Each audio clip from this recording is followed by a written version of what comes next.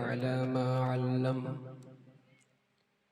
وعلم من البيان ما لم نعلم والصلاة على سيدنا خير من نطق بالصواب وأفضل من أوتي الحكمة وفصل الخطاب وعلى آله الأطهار وصحابته الأخيار أما بعد فأعوذ بالله من الشيطان الرجيم بسم الله الرحمن الرحيم يا أيها الذين آمنوا اتقوا الله حق تقاته ولا تموتن إلا وأنتم مسلمون सदक़ अल्लाहुल अज़ीम।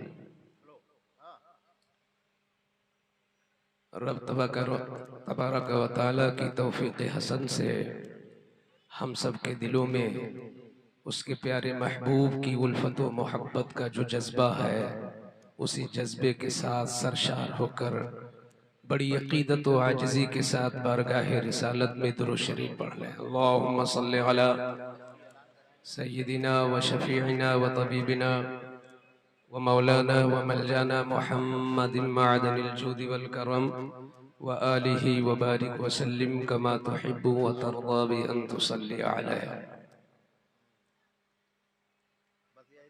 इंतज़ाम अल्हम्दुलिल्लाह बहुत अच्छा है,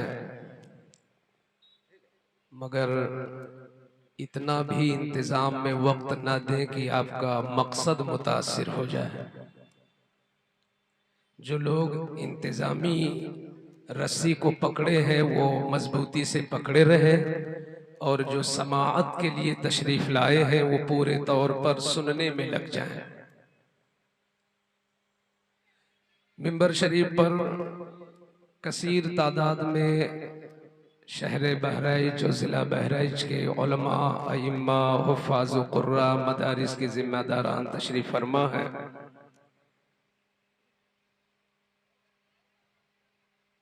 मगर हमारे ज़िला बहराइच में एक ऐसे भी ख़तीब हैं कि जब पूरे हिंदुस्तान का कोई भी ख़तीब हो, बल्कि कोई भी नक़ीब हो, यहाँ तक कि कोई भी शायर हो, जब वो न चल सके तो मौलाना मोइनुद्दीन साहब को लोग याद करते हैं। ये बिल्कुल सच्चाई है, कोई मेरा निजी और पर्सनल ताल्लुक नहीं है। शुक्रिया। अपना एक तासुर होता है, कोई जरूरी नहीं ये फिक़ही मसला है कि इस पर हम फतवा दे रहे हैं। ये अपना अपना जज्बा है, मैंने खुद देखा है। बहुत अच्छी अच्छी तकरीरें करने वाले खुद यादगारे मुफ्ती आज़म नानपारा आरिफ बिल्लाह हुजूर सैयदी सरकार मुफ्ती रजब अली साहब की यादगार खतीबुल हिंद फाज़िले जलील हज़रत अल्लामा मुफ्ती खालिद रज़ा मंजरी तशरीफ़ फरमा है, जो बहुत पुरमग़ज़ खिताब फरमाते हैं। तो खुतबा की कमी नहीं है हमारे शहर बहराइच में, लेकिन आपके नब्ज़ को देखकर और माहौल को देखकर पुरवा में, शहर में, महानगर में जो हर जगह कामयाब हो जाए वो मौलाना मोइनुद्दीन साहब। अल्लाह ताला इनसे मजीद दीन का काम ले ले। मदरसा खसियारी मस्जिद की आलीशान बिल्डिंग और पुरवकार इमारत को देखकर हमारी निगाहों में नूर आ गया। हमारे एक बहुत ही हसास और फ़आल मुतहर्रिक और बल्कि हज़रत ही की मदरसे के ख़तीब और मुदर्रिस हज़रत अल्लामा खुर्शीद साहब क़िबला मिसबाही, वो भी जलवागर हैं, बड़े देरीना हमारे रवाबित हैं। ये हजरात अगर आज अपनी खुसूसी दुआओं से नवाजेंगे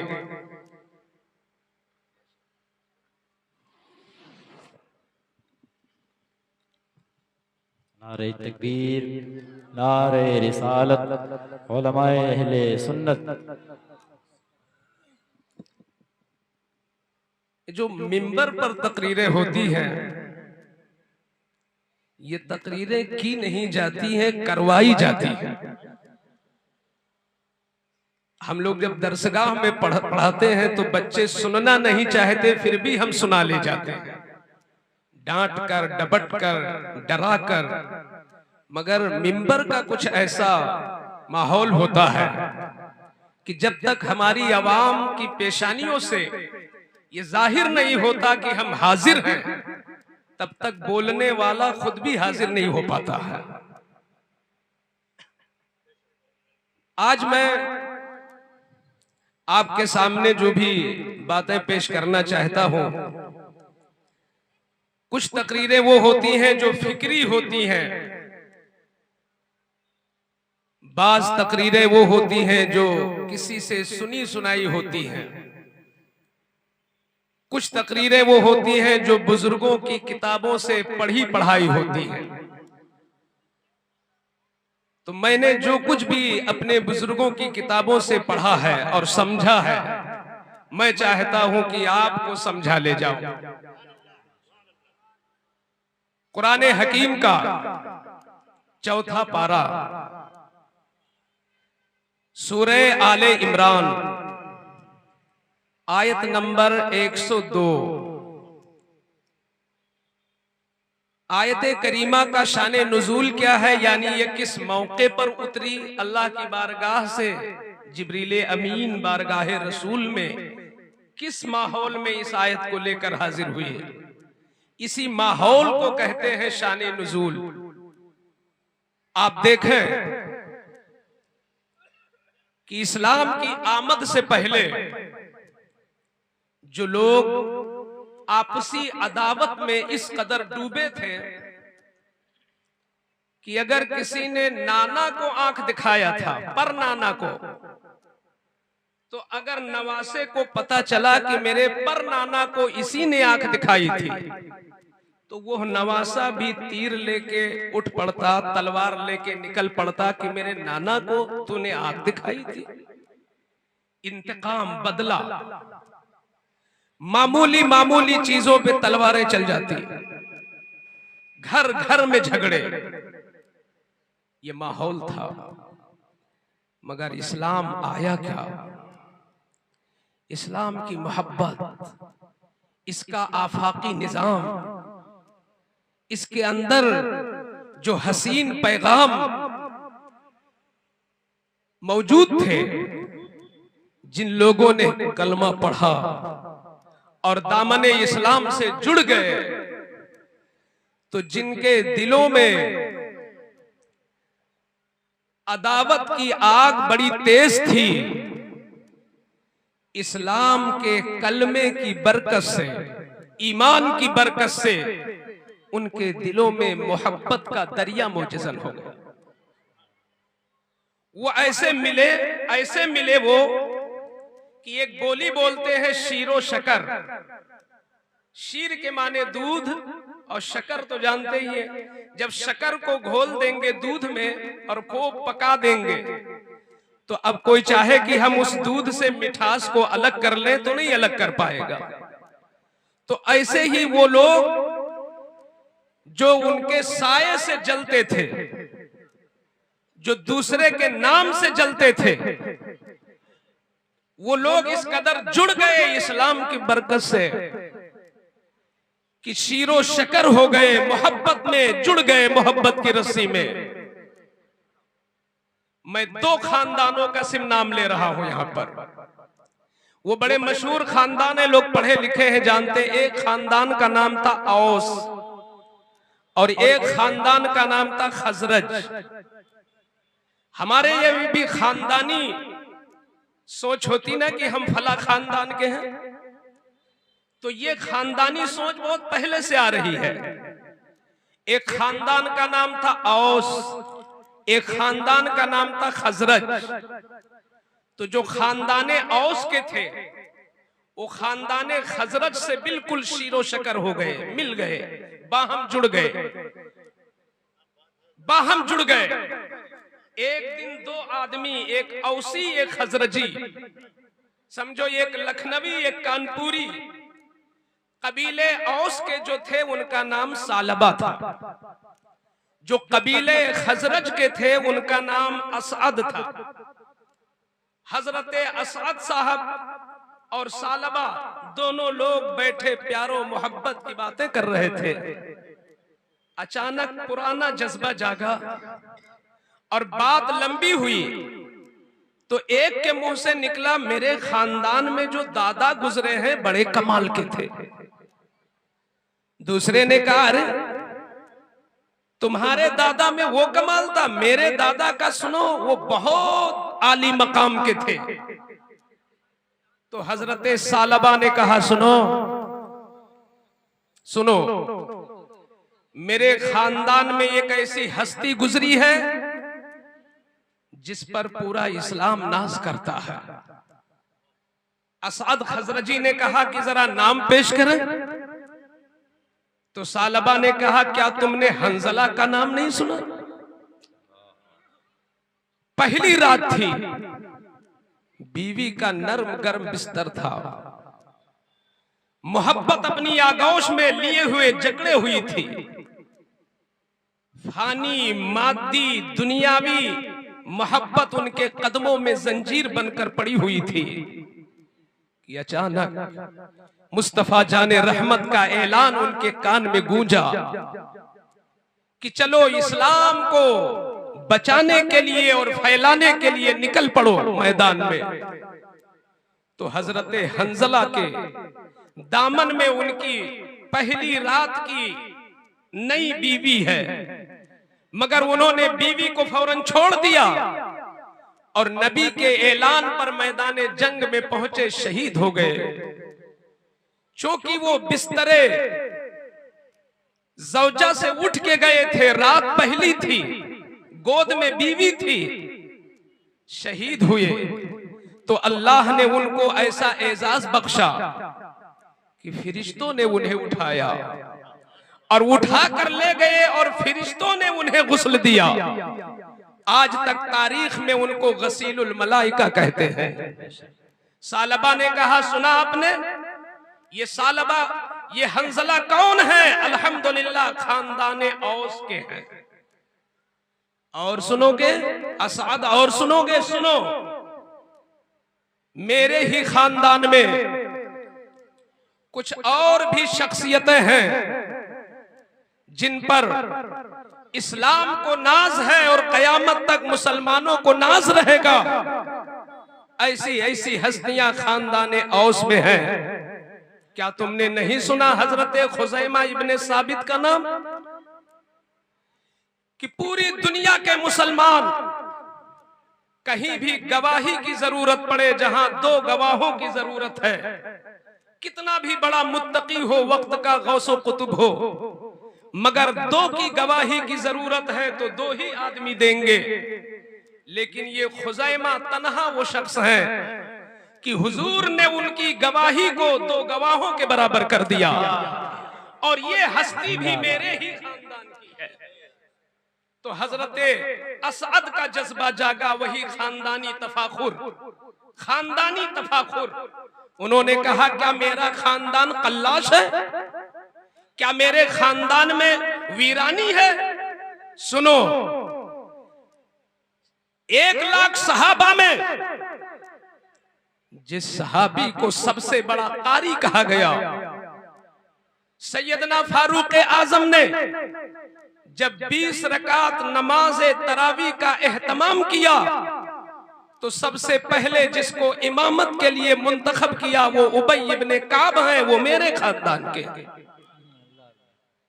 कुरान जब जमा किया जा रहा था, लकड़ियों पर, हड्डियों पर, पत्थरों पर, चमड़ों पर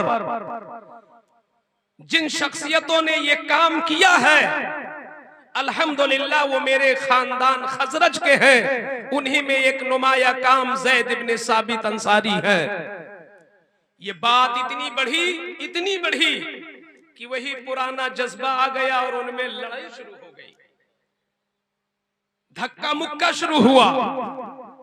खानदानी फख्र की बुनियाद पर फौरन जिब्रील अमीन बारगाह रसूल में पहुंचे और मुस्तफा जाने रहमत के सीने मुकद्दस पर यह आयत उतरी, या अय्युहल्लज़ीना आमनू इत्तकुल्लाह हक्का तुकाती, ऐ ईमान वालो अल्लाह से डरो।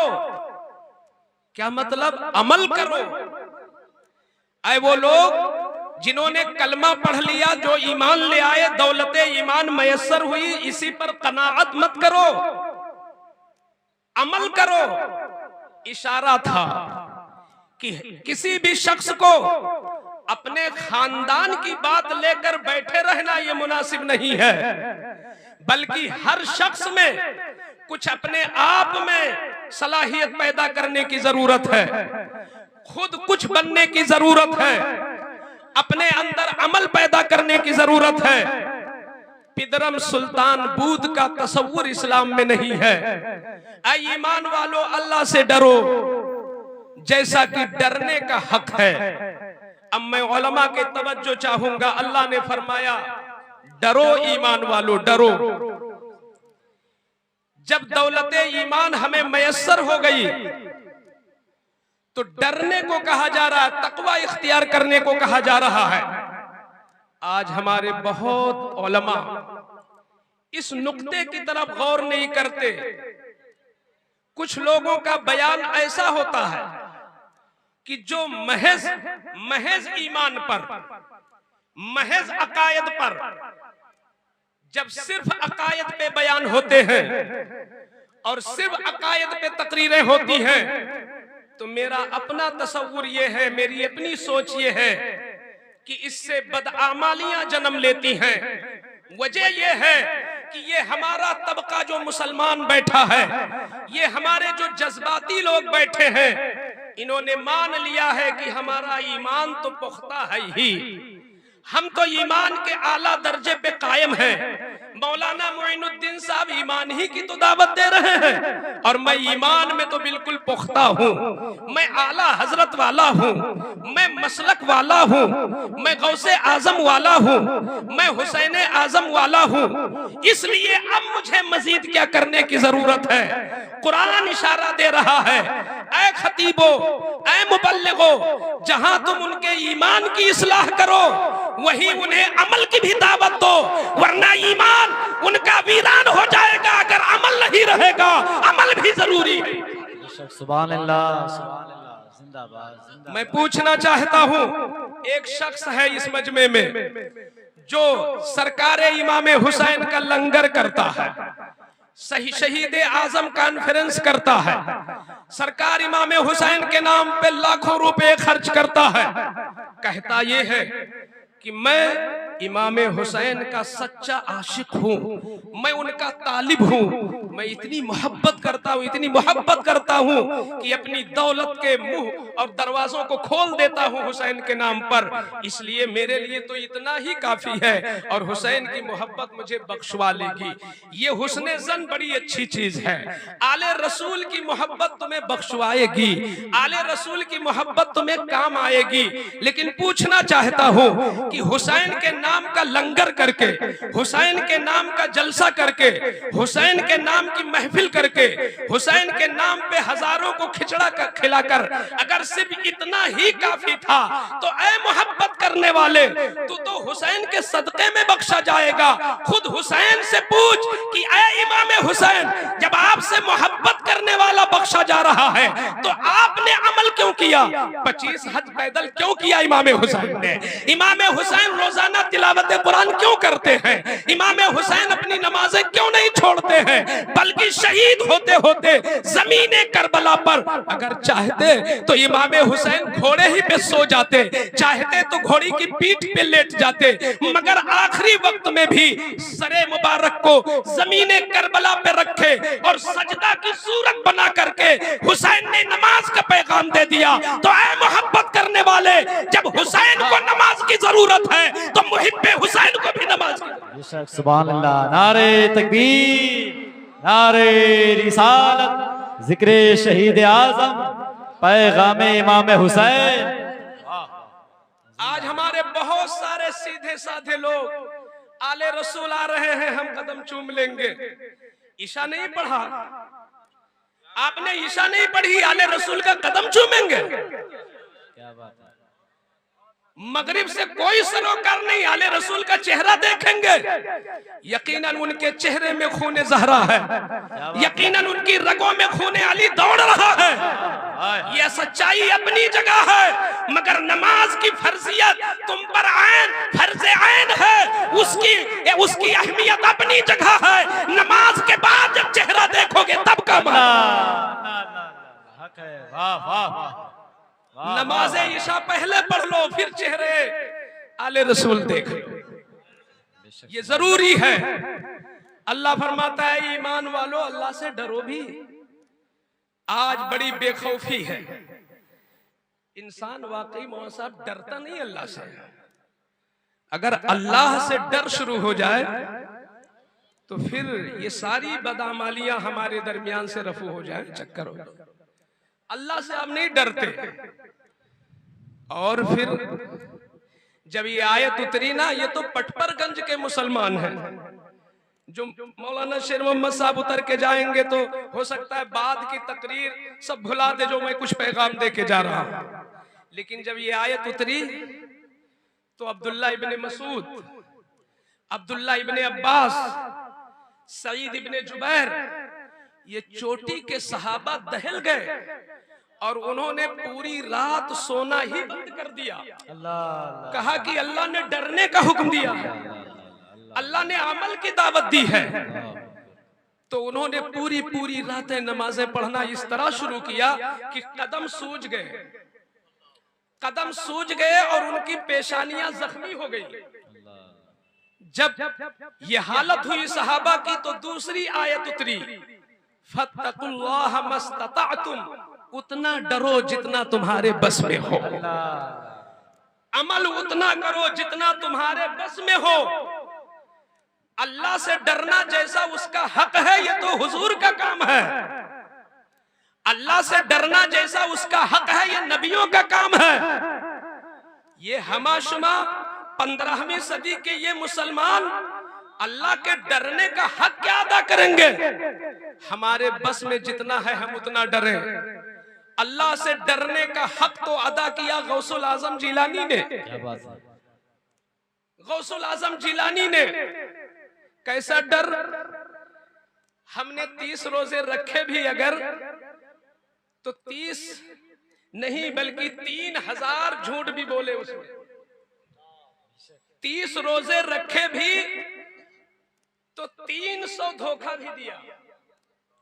उसी 30 रोजे में न जाने क्या क्या कर डाला। लेकिन वो गौसुल आजम जिन्होंने 40 साल तक ईशा के वुजू से फजर की नमाज पढ़ी, जिन्होंने इराक के जंगलों में 25 साल तक पत्तियां खा के रियाजत किया, सीने में वो इश्क कि इतना मुनव्वर उनका सीना, इतना मुनव्वर उनका सीना कि अगर आप भी सामने खड़े हो जाते तो वो आईने में आपके अमाल को देख लेते। वो गौसुल आजम का रोजा कैसा रहा होगा तसव्वुर नहीं किया जा सकता। मगर चाहे 30 का चांद हो चाहे 29 का चांद हो, सरकारे बगदाद ने उस शान की ईद नहीं मनाई जैसे हम लोग मनाते हैं कि शहर का अच्छा टेलर सी नहीं पाता है, इतनी बुकिंग होती है उसकी। हमारे लखनऊ में तो जमजम बहुत पहले से बंद कर देता है। शहर में जो कामयाब टेलर है वो सी नहीं पाते, इतने जोड़े हम बनवाते हैं। वो लोग जो 30 रोजा में 300 फ्रॉड करते हैं, जो 30 रोजे में 3000 झूठ बोलते हैं, वो लोग इतना उजला कपड़े पहनने की तैयारी करते हैं। मगर सरकार गौस पाक ने नॉर्मल अंदाज में, जैसे 29वां रोजा वैसे ईद का दिन, मुरीदों ने कहा हुजूर आप ईद क्यों नहीं मनाते, आप लक्को दक कपड़े में ईद के रोज क्यों नहीं रहते? तो ये जवाब सुन लो और अपने अंदर झांक के देख लो हम कहां हैं, कहां खड़े हैं। सरकार गौसे पाक फरमाते हैं मैं एक ही बार ईद मनाऊंगा, मैं हर साल ईद नहीं मनाऊंगा, मैं ईद एक बार मनाऊंगा जिस दिन मेरी रूह ईमान पे निकाली जाएगी, मेरी ईद हो जाएगी। नारे तकबीर, नारे रिसालत, फैजान गौस आजम, अजमत गौस आजम। जिस दिन ईमान पे मौत हो गई, अब्दुल कादिर की ईद हो जाएगी। कितना एहसास है अपने ईमान का, बहुत बड़ी दौलत है। यही वजह है कि ये दौलत बचाने के लिए ये उलमा बहुत मेहनतें करते हैं। ये मस्जिदों की तकरीरें और मकतब की पढ़ाई या दारुल उलूम के ये जो भी क्लासेस हैं, ये सब इसी ईमान के तहफ्फुज के लिए है। आप नहीं समझते, ये दारुल उलूम न होते तो मैं यहाँ न बैठा होता। मैंने भी कहीं की चटाई पे बैठकर वो पतली दाल खाई है, तभी कुछ सुनाने का मुझे शऊर आया है। मेरा अपना मानना ये है कि टोपी और दाढ़ी वाले, या यूं कहो उलमा के नाम पे जितने लोग जाने जाते हैं, और ये उलमा जितने इनके काम हैं, उन कामों में जो सबसे अहम काम है, मैं जो समझता हूं, कुछ लोग बैअत करते हैं, वो भी अच्छी चीज है अगर हुस्ने नियत है तो। कुछ लोग लिखते हैं, वो भी बड़ा अच्छा काम है अगर रिया ना हो तो। बहुत सारे लोग खतीब हैं, खिताबत करते हैं, अलग अलग काम बटे हुए हैं, मगर इन्हीं उलमा में कुछ वो हैं जो दरसगाहों में बैठकर टीम तैयार करते हैं। मेरा अपनी सोच ये है कि सारे काम पे उलमा का जो काम भारी है वो तदरीस है, क्योंकि इसमें जितना खुलूस है वो न तकरीर में है, न तहरीर में है, न बयात में है, किसी में नहीं है जो खुलूस तहरीर। बेशक, सुभान अल्लाह, सुभान अल्लाह। नारे तकबीर, नारे रिसालत। हजरत अल्लामा मुफ्ती शेर मोहम्मद साहब किबला, फैजान मदारिस अरबिया। मैंने अपने शेख से पूछा, हुजूर कोई वजीफा बता दे, तो हजरत ने फरमाया आप जिस काम में लगे हो उसका हक अदा कर दो। अल्लाह की कसम, इससे बेहतर कोई वजीफा नहीं है। क्या कहने, बच्चों को इखलास के साथ पढ़ा दो, उनका हक अदा कर दो, अच्छा आलिम बना दो, इससे बेहतर कोई काम नहीं है। बेशक बेशक। तो ईमान वो चीज है, अहम चीज, कि मेरे आला हजरत अजीमुल बरकत रदियल मौला अन्हु तहरीर फरमाते हैं कि अब्दुल मुस्तफा अहमद रजा जिस मजार पे पहुंचता है और जहां जहां मैं पहुंचा, फातिहा पढ़ा, दुआएं मांगी, उम्मत के लिए दुआ मांगी, कौम के लिए दुआ मांगी, मगर अहमद रजा ने अपने हक में जब भी दुआ मांगी तो सिर्फ ईमान की दुआ मांगी, अल्लाह, सिर्फ ईमान की दुआ मांगी। इसीलिए अल्लाह कुरान में इसी आयत में फरमाता है, वला तमूतुन्ना इल्ला व अंतुम मुस्लिमून, हरगिज मत मरना मगर इस हाल में कि तुम मुसलमान हो। यानी जब तुम्हारी रूह निकल रही हो उस वक्त तुम मुसलमान हो, ये सबसे बड़ी अहम चीज है। अगर इस्लाम की हालत में रूह निकल गई हमारी आपकी तो हजारों ऑप्शन है हमारी बख्शिश के। क्या बात। किसी की दुआ अल्लाह कबूल कर लेगा, कुरान खानी हो जाएगी, इसाले सवाब हो जाएगा, लेकिन अगर कहीं ईमान पे डाका हो गया, शैतान बदबख्त अगर कामयाब हो गया, अगर उस प्यास के वक्त जामे शीरी दिखाकर कहीं ऐसा हुआ कि हमारे ईमान पे वो डाका डालने में कामयाब हो गया तो पूरी दुनिया कुरान खानी में बैठ जाए, तुम्हारी बख्शिश नहीं हो सकती है। इसलिए फरमाया गया कि तुम मत मरो मगर मुसलमान होकर। यानी तुम्हारी जिम्मेदारी है कि हर वक्त ये कोशिश करो कि तुम्हारा इस्लाम है तुम्हारे अंदर की नहीं, कहीं तुम्हारा इस्लाम तुम्हारे अंदर से रुखसत तो नहीं हो गया है। जब रूह निकाली जाए तो तुम्हारा इस्लाम बरकरार हो। ये डर, ये खौफ, ये ईमान का तहफ्फुज उन्हीं हमारे बुजुर्गों में था। यही वजह है कि आज अगर अभी हमारी तकरीर खत्म होगी तो मेरा नफ्स चाहेगा कि 4 लोग मुझे पकड़ के ले जाएं क़यामगाह में, मैं गाड़ी से जाऊं। ये मेरा नफ्स मुतालबा करेगा। ये और बात है कि नफ्स का काम है मुतालबा करना और मेरी बहादुरी है उसके मुतालबे को ठुकराना। मैं ये कोशिश करूं, क्या इस्लाम है? अल्लाह अल्लाह। सैयदना फारूक आजम का दरबार खिलाफत लगा है, आप अमीरुल मोमिनीन की हैसियत से जलवागर हैं। ये किसी मदरसे के प्रिंसिपल और नाजिम नहीं है, ये अमीरुल मोमिनीन है, पूरी दुनिया के मुसलमानों के अमीर हैं और मुस्तफा के खलीफा। बेशक बेशक। आज अगर मुफ्ती आजम का कोई खलीफा हो तो रश्क भरी निगाहों से हम देखते रहे, मुफ्ती आजम के खलीफा, ये ताजुश शरिया के खलीफा, ये फला के खलीफा। अरे फारूक आजम हुजूर के खलीफा, हुजूर के खलीफा। क्या शान है फारूक आजम की, सोच नहीं सकते। मगर खाना जब खा रहे हैं तो आपके लुक़मे से कुछ हिस्सा जुदा हो गया और दस्तरखान पे गिर गया, आप मुंह में ले गए, कुछ हिस्सा गिर गया, आपने फौरन उन दानों को उठाया और फिर दोबारा मुंह में रख लिया। जो खादिम मौजूद था उसने दस्त बस्ता अर्ज किया, हुजूर आप अमीरुल मोमिनीन हैं, दुश्मन ताक में है। लोग मुसलमानों को कमतर समझ रहे हैं, जलील समझ रहे हैं, गरीब समझ रहे हैं। आप अमीरुल मोमिनीन हैं, इस पर बड़ा तबसरा होगा कि मुसलमान कितने दलिद्दर होते हैं कि गिरा हुआ खाना भी नहीं बख्शते हैं। आप न खाएं। इतना उसने कहा तो फारूक आजम का तेवर बदल गया। इरशाद फरमाते हैं, आइंदा ऐसी जबान मत खोलना मेरे सामने। ये दुनिया इज्जत नहीं देती है, अल्लाह इज्जत देता है। इस दाने की ताजीम करना मुझ पर लाजिम है। रिज्क जिससे रूठ गया तो रूठ गया। सुनो, मुझे दुनिया वालों का खौफ नहीं, मुझे अल्लाह का खौफ है। गिरा हुआ खाना मैं खाऊंगा तो अल्लाह राजी होगा, और अल्लाह जिससे राजी होगा वही बंदा अजीज होगा। ये उनकी सोच है।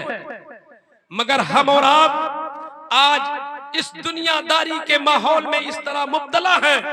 मैं चलते चलते तकवा की कुछ पहचान बता दूं, ताकि जो लोग बज़ामे खैश अपने को मुत्तकी कहते हैं या अपने को तकवा शियार मानते हैं, वो जरा अपने आप पे गौर कर ले कि वाकई मैं मुत्तकी हूं कि नहीं हूं। सूफिया फरमाते हैं कि तकवा की पहचान 4 है। पहली पहचान ये है अल हिफ्ज़ो बिल हुदूद, यानी शरीयत के कवानीन की हिफाजत करना। तुम बहैसियत मुसलमान आजाद नहीं हो, बल्कि एक मुसलमान क्या बोल सकता है, एक मुसलमान कब हंस सकता है, एक मुसलमान कहां कदम ले जा सकता है, एक मुसलमान क्या कर सकता है, क्या नहीं कर सकता है, ये मुसलमानों के लिए कवानीन अल्लाह की तरफ से उतरे हैं। तो सूफिया फरमाते हैं कि जिसने कवानीन की रियायत की हर मामले में वही सूफी हो सकता है। यहां तक कि एक छोटी मिसाल दे दूं, मजाक करना। मजाक को समझते हैं भाई, उलमा भी मजाक करते और तंजो मजाक के शायर भी होते। शायद रफीक शादानी अपने जिला बहरेज के थे, फैजाबाद के, तंजो मजाक के बड़े जबरदस्त शायर थे। तो मजाक भी शरीयत के दायरे में होना चाहिए।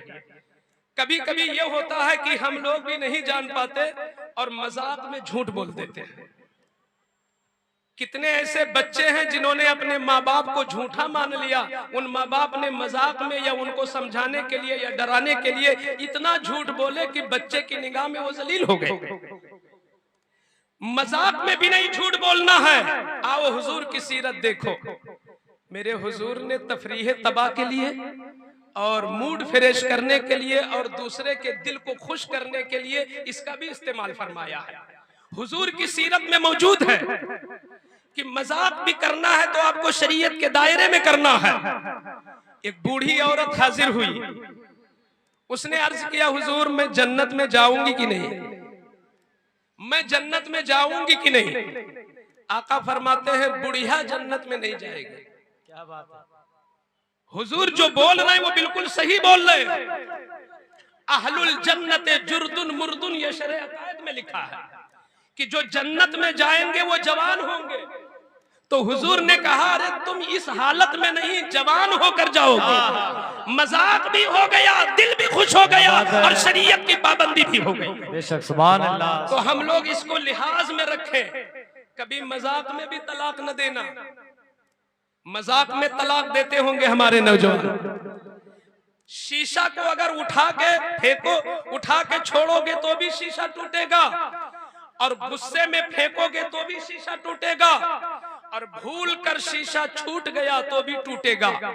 फुकहा ने यही मिसाल बयान फरमाई है तलाक की, कि अगर तुम शराब पी के दोगे तो भी पड़ जाएगी, अगर तुम मजाक में दोगे तो भी पड़ जाएगी, अगर तुम डराने के लिए दोगे तो भी पड़ जाएगी, तुम खुशी में दोगे तो भी पड़ जाएगी, और नाराज होके दोगे तो भी पड़ जाएगी। इसलिए आज की इस महफिल में हम उन नौजवानों को यही एक चीज दे करके गुजरना चाहते हैं कि बहुत सारे ऐसे वाकयात और केसेस मैंने देखे हैं कि तलाक पड़ चुकी है मगर वो साथ में रह रहे हैं, उन्हें मसला नहीं मालूम, उन्हें मसला नहीं मालूम वो लड़के क्या खता कर रहे हैं जिनकी नस्ल आप खराब कर रहे हो। मजाक में भी कतई कभी लफ्ज़े तलाक इस्तेमाल मत करना। वो मुत्तकी है जो कानून की रियायत करे हर हाल में। अल हिफ्ज़ो बिल हुदूद, कानून शरीयत की रियायत हर हाल में जरूरी है। इसलिए मजाक किसी और लफ्ज से कर लेना मगर तलाक से न करना, तलाक से न करना। दूसरी चीज सूफिया फरमाते हैं बज़लुल मजहूद, यानी इस्लाम पर अमल करने में अपनी पूरी कोशिश लगा देना, पूरी कोशिश लगा देना। आज कुछ लोग कहते हैं मौलाना साहब मैं नौकरी पेशा हूँ, मैं ड्यूटी करता हूँ, सरकारी मुलाजिम हूँ, मेरे लिए कहाँ ये मुमकिन है कि मैं 5 वक्त इमाम साहब के पीछे, कारी फारूक साहब के पीछे मैं 5 वक्त कैसे पढ़ूं, मैं कैसे पढ़ूं? हजरात जरा तवज्जो चाहूंगा, इस्लाम कयामत तक के लिए है। अगर 5 वक्त मुमकिन न होता तो मेराज की रात में 2 ही बचती। अल्लाह अल्लाह, मेराज की रात में 50 में से 45 घटकर जो 5 बची है, मौला का इशारा है, ये सबके लिए मुमकिन।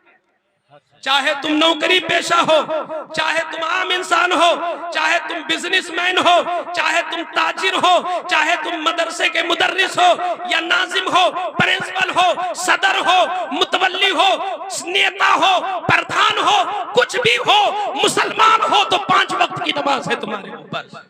यहां तक कि अगर तुम नमाज खड़े होके नहीं पढ़ सकते तो फुकहा फरमाते हैं जो बंदा खड़ा भी नहीं हो सकता वो बैठ कर पढ़े।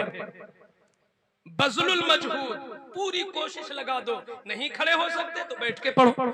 हाँ, बीमार इतना ज्यादा है कि बैठ के भी नहीं पढ़ सकता, फुकहा फरमाते हैं तो लेट के पढ़, नमाज कहाँ माफ है। बज़लुल मजहूद, पूरी कोशिश सर्फ करना, बैठ नहीं सकता तो लेट जा। इतना बीमार है, इतना बीमार कि वो लेट कर भी उसके लिए मुमकिन नहीं, तो फुकहा फरमाते हैं तो इशारे से पढ़े। ये नमाज की अहमियत कि अगर इशारे की पोजीशन में हो तो भी नमाज, हत्ता कि अगर कोई औरत इस हालत में है कि डिलीवरी का मौका है, बच्चा भी पेट ही में है मगर दर्द हो रहा है, फुकहा फरमाते हैं उस हालत में भी जो नमाज छूटी है उस पर उसकी कज़ा है, वो नमाज माफ नहीं है। अरे जब उस शिद्दत के दर्द में नमाजें माफ नहीं है तो आम वक्तों में नमाज कैसे माफ हो सकती है? तुम जलसा कराओ, ईमान की निशानी है जलसा कराना, पीर को बुलाना ईमान की निशानी है, उलमा को बुलाना ईमान की निशानी है, मगर मस्जिदों को भर दो ये तुम्हारे आमिल होने की निशानी है। तुम अमल वाले भी बन जाओ, ईमान। सुभान अल्लाह, नारे तकबीर, नारे रिसालत, मसलके आला हजरत। अल्लाह ताला इस मरकजी इजलास को कबूल फरमाए और आने वाले उलमा के बयानात को आपके लिए बाफैज बनाए। मैं दुआ करता हूँ मौला ताला कुछ के दिलों में, तू कादिर मुतलक है, कुछ के दिलों की तख्ती पर कुछ पैगाम रक़्म फरमा दे ताकि परपटगंज वाले जो इतनी मेहनत से ये जलसा पुरवकार सजाए, अल्लाह ताला उस आमिल के अमल में उन्हें भी साता फरमा दे। अस्तगफिरुल्लाह, सबके दिलों में अल्लाह ताला अमल का जज्बा रकम फरमा दे। जो कुछ मेरे बयान में ताबीरी तशरीही गलतियां हुई हो मैं सबको गवाह बनाकर तौबा करता हूँ। अस्तगफिरुल्लाह रब्बी मिन कुल्ली ज़ंबि व अतूबु इलैह व मा अलैना इल्लल बलाग। अस्सलामु अलैकुम व रहमतुल्लाह।